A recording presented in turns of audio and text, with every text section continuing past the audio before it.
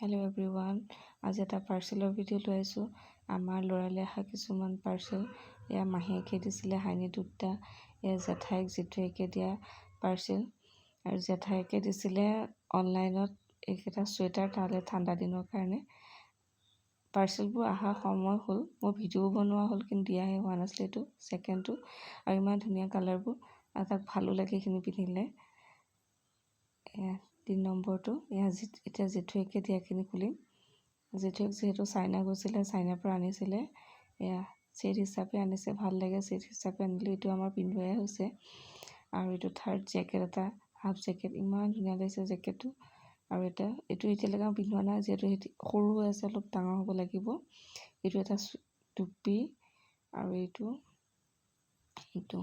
সৰু বাচ্ছাৰ কাপোৰবোৰ বহুত ভাল লাগে, চাইও ভাল লাগে, চুইও ভাল লাগে।